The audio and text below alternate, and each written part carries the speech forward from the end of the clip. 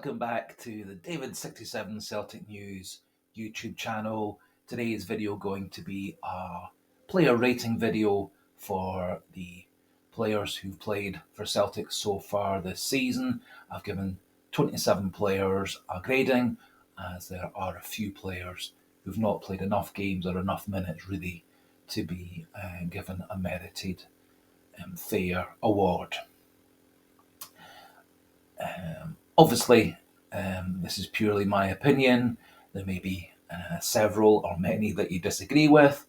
And as always, happy to see the comments as long as they're polite, respectful, and with a wee bit of opinion or evidence to back it up. So now to follow just a couple of minutes of the player rating video, and then we'll have a chat regarding why I gave those players those levels.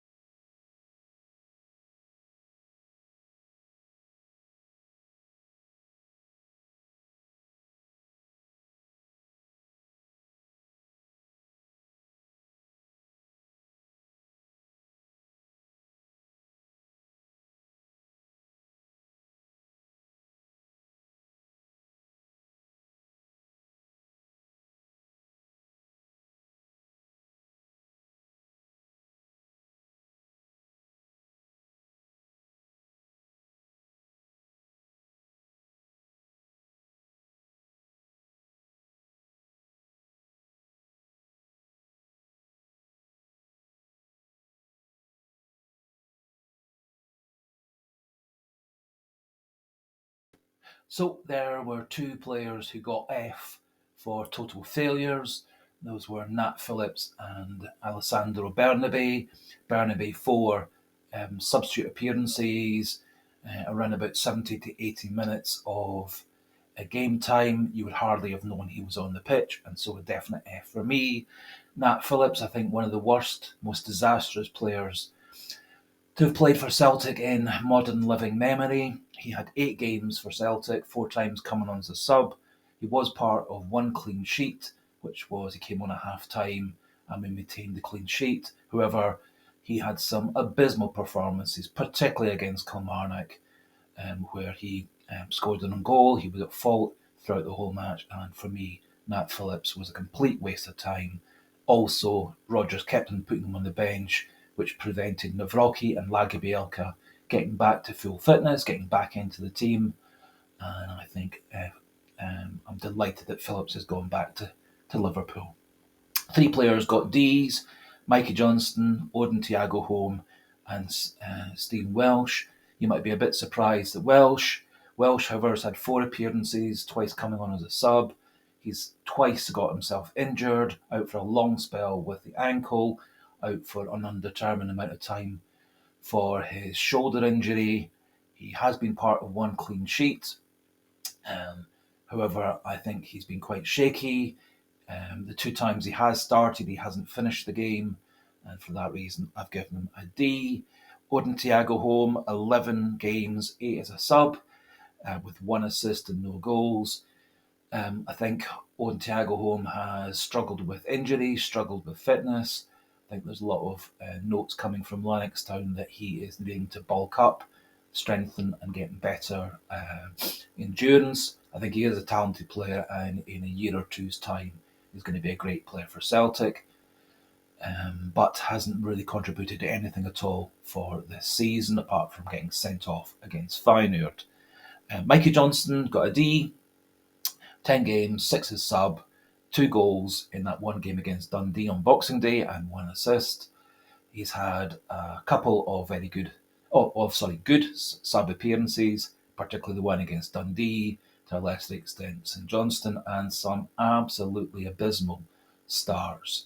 And similar to Burnaby, you'd hardly know he was on the pitch for some of those games against Hibs, Feyenoord, etc. And so Mikey Johnston got a D from me. Some C minuses. David Turnbull, 18 appearances, 9 times as sub, 7 goals, which is super, of which about half have been penalties. But the key for me, no assists. And Turnbull never ever tracks back to help out midfield, never ever tracks back to help the defence. And when Turnbull's on the pitch, it's like Celtic have got half a player, because he does nothing to help Bernardo, McGregor, O'Reilly, Palmer, Maeda, etc., etc. And so Kurt Turnbull, C minus for me. Lee Labada, C minus as well. 7 appearances, 3 times as subs, which has been the recent games now that he's back from injury. 1 goal, 1 assist before he had his long spell out. I think Abada is going to be a massive player for Celtic in the second half of the season, but in the first half hasn't really had a chance to show his skills. Yang, C minus as well. 22 games, 13 times as sub, often coming on when the game has been done and dusted. 1 goal, 1 assist, super duper goal against Aberdeen with his head, and then 1 assist also against Aberdeen in the first game we played against Aberdeen this season. I think Yang really has struggled to settle down. I think his confidence has been knocked several times.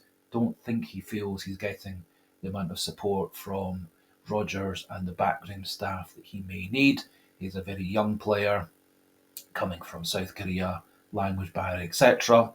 I think he's shown plenty of flashes of good skill. I think he's particularly at his best cutting in towards the box off the wing rather than bombing down the outside. I think, however, he will gain those skills to get to the byline and put in meaningful crosses. And so he's a C minus for me. James Forrest, C minus as well. 18 appearances with 15 times as a sub. 2 goals, no assists. James Forrest has done his job better than Johnston and others. He is able to track back and help out in defence, doing the Maeda and Palmer role. He has come on and scored a couple of goals for us against Ross County and St Johnstone, and I actually think Forrest is a good player coming off the bench for us this season and next, and then he can retire with great glory. Final player with C minus is Anthony Ralston, 10 games, of which 5 times as sub. Was part of 4 clean sheets, and he has been on the bench or played in all 29 games this season. Has looked a bit weak at right back, has done his job, come on in several games and helped maintain the clean sheet. So for me, C minus. Scott Bain, C plus, 2 appearances, one's coming on as a sub. That was the game against Livingston, replacing Hart, who got himself sent off. Has been on the bench or playing in all 29 games and maintained the clean sheet in the game against Livingston and looked fine in his 2 games, and so C plus for me.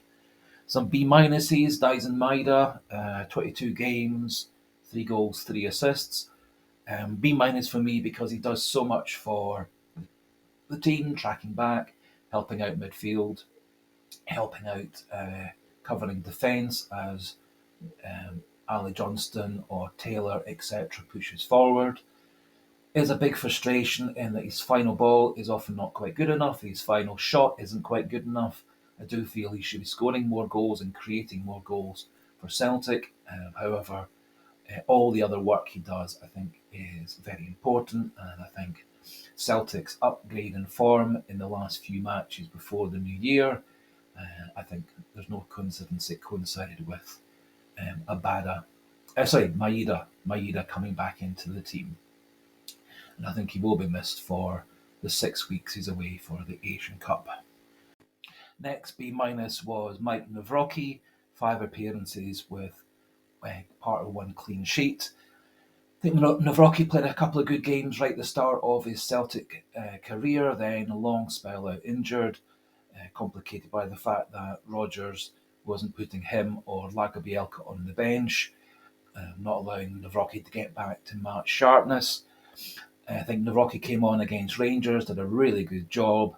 Did look like the next game against St Mirren he was a bit struggling, maybe again from lack of match legs. I think Nawrocki is going to be a great player for Celtic. He is the youngest of our centre backs, and I think he's going to get better and better. So B minus for me.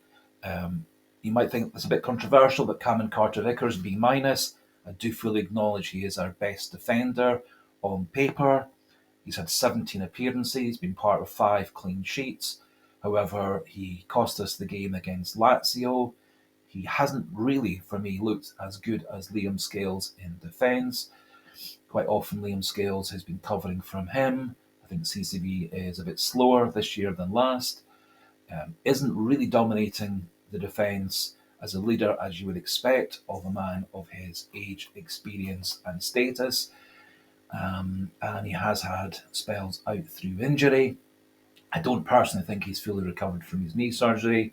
I think Rodgers may well have rushed him back into the team, which then cost him his hamstring injury, out for 6 weeks, struggled to get going after that, and then another hamstring injury.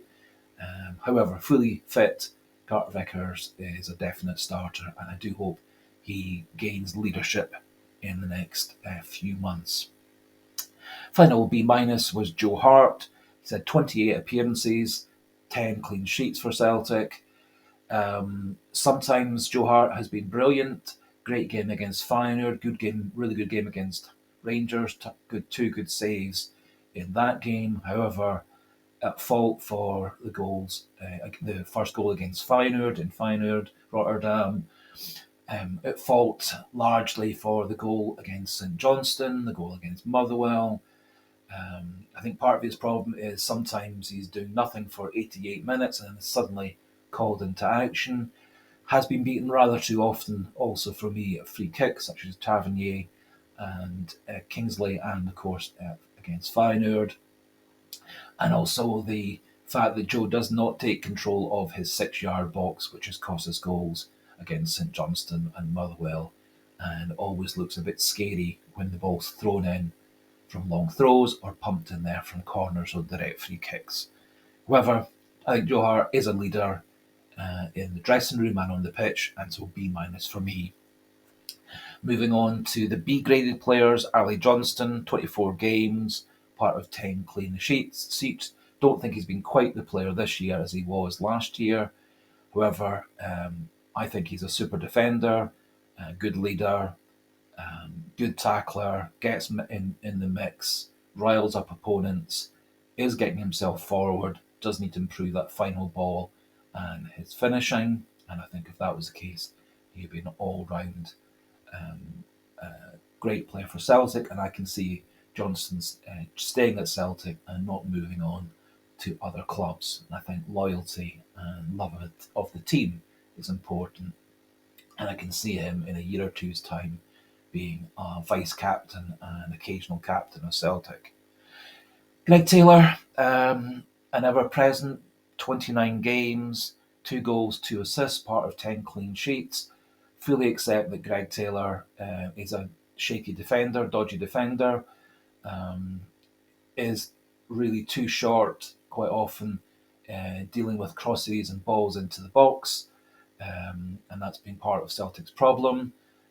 particularly against Kilmarnock and many other times, teams bombing down their right, our left, and Greg Taylor's been found wanting. I think he has personally been a bit confused and messed about by Rodgers, keeping on changing what Taylor's role is. I think Taylor works best in the inverted fullback role, which he was doing in the last few games of the first half of this season. And I think he's a much, much better player when he's playing inverted fullback and having players like Maeda, Palma covering behind him, and also Scales covering across for him. So for me, Greg Taylor, a B. O, a B as well, 24 appearances, but of that, 21 times as a sub, 5 goals. And I think when you think about the number of starts he's getting, 5 goals is not a bad um, performance. He has come on and scored a really important goal against St Mirren, scored a couple of goals against Hibs after that, a couple of goals against Aberdeen in the 6-0 win.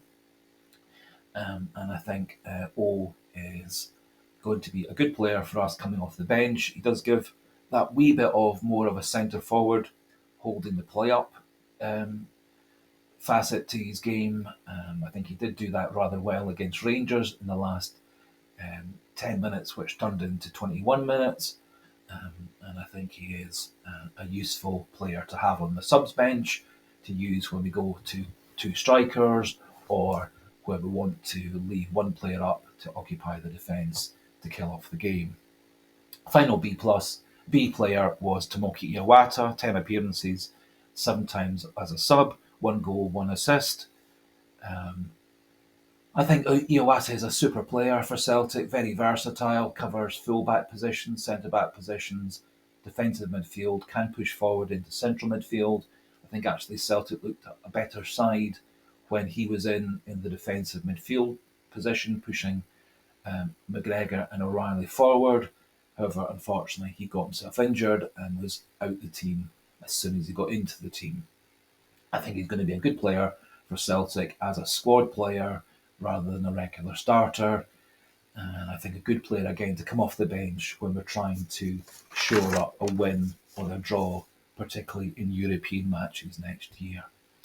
Moving on to the B pluses, we've got Hatate as a B plus, 11 appearances, 2 goals, 2 assists.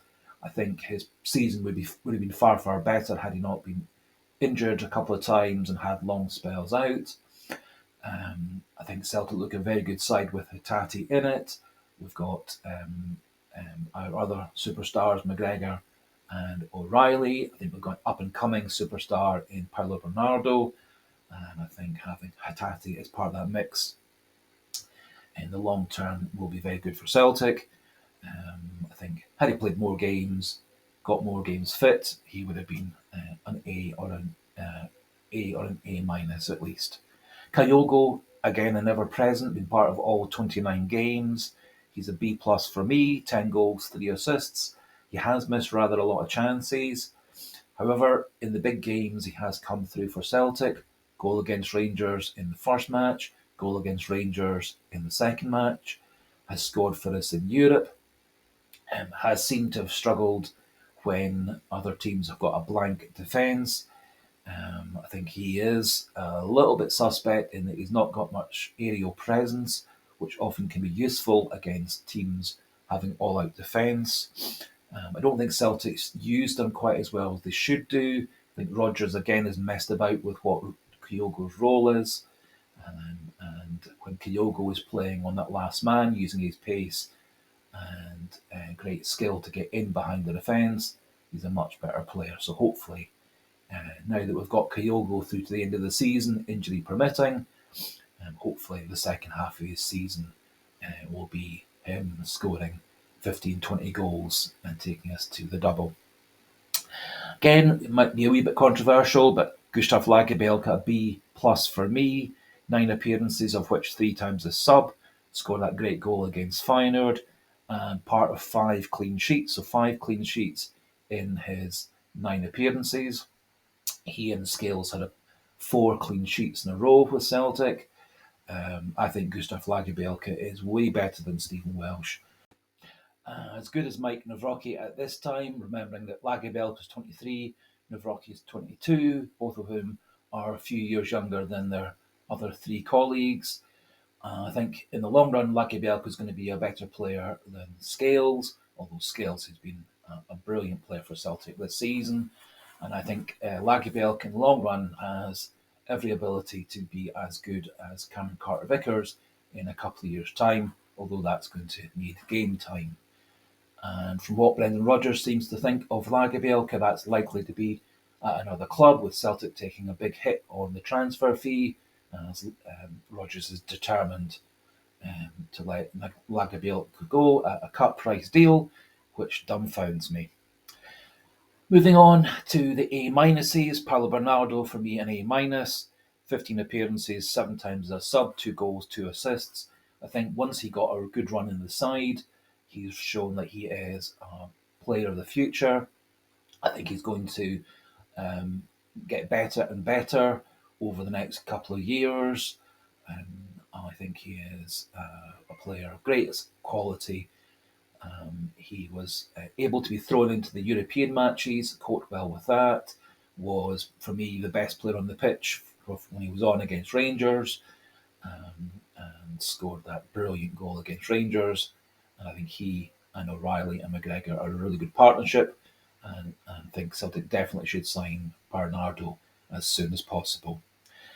Other A minus was Callum McGregor. Again, an ever present, 29 games, 1 goal, 5 assists. Uh, the goals and the assists not quite so good as they should be, I think. However, when the chips have been down, more often than not, McGregor's come through with a good performance. I think when Celtic had a dip in form early in the season, it was McGregor that led the return to form. Then again, another dip with the Kilmarnock and Hearts disasters, and then again McGregor's led Celtic to several big game wins. I thought he was absolutely brilliant against Rangers. I thought he was very, very good in the win against Feyenoord, and for that reason, I've gone A minus for Callum McGregor. Liam Scales an A. I think he's done remarkably well coming into the Celtic side as an emergency centre back. Played well against Rangers, formed a good partnership with Lagerbielke with 4 clean sheets together. He's played 26 times for Celtic this season, 1 goal, 3 assists, and been part of all 10 clean sheets. I really do hope Celtic get Scales tied down for 4 or 5 years. We should take him up to 30. And again, I think he's a player who will be loyal to Celtic and stay here in the longer term. Oh, excuse me. So Scales an A. Luis Palma another A. 22 appearances coming in at the end of the August summer transfer window. Even though he's only played about 3/4 of the matches, 7 goals and 9 assists, which puts him equal in behind O'Reilly and Kyogo with 7 goals, second only to O'Reilly in assists. When Palma's crosses and passes are on form, I think he's a brilliant player. I think he does need to improve his free kicks, because his time in Greece, he was very, very good at taking direct free kicks. His corners, sometimes brilliant, sometimes awful. I think, again, at his best, cutting in and off the wing, driving into the box, cutting across the box, releasing players. And some of his passes and assists have been a joy to behold. And I think he is, again, a player Celtic are very lucky to have. And I think as he fully settles into Scottish football, will become better and better and better for several seasons for Celtic. Finally, player of the season so far, Matt O'Reilly. He was my A-plus player, 28 appearances. He was on the bench against Ross County but didn't play. 10 goals, 10 assists. Top of goals with Kyogo, top of assists by himself. I think it all says what it needs to say. Clearly the best player for Celtic this season. Really hope we keep hold of him, at least in the winter window. Hopefully we can keep hold of him in the longer term, although I do fear He's off to pastures new when big clubs really start coming for him. And does probably need to slightly improve his performances in Europe to be as dominant and brilliant in Europe as he is in Scotland. But at his age, he's got another couple of years before he's reaching his peak years. And so, whether that's with Celtic or away from Celtic, I don't know. But very grateful for all his great efforts this half season so far. And hopefully, in the second half, that continues and takes us to the double. There were some other players who had some game time for Celtic. Mitchell Frame, a few minutes against Feyenoord. I thought he played great. Tilio, two very brief sub-appearances. Haksabanovic, a few sub-appearances early on. Karl Starfelt played one game before going off to Celta Vigo. And Kwon was on the bench but never played multiple times, which I can't really understand why he was on the bench because Rodgers wasn't going to bring him on. Don't think any of them really had enough minutes or game time to merit being given a rating, so I haven't. So that finishes off the video, rather a long video. Maybe the kind of video you have to watch 2 or 3 times just to fully get all the gradings, think what you think yourself. But as always, delighted to hear any kind of comments, opinions, etc. in the comment section. And for any watching this video who've enjoyed the video, do think about liking and subscribing. So that finishes things off for the mid-season ratings video. Chat again tomorrow. Goodbye and hail, hail.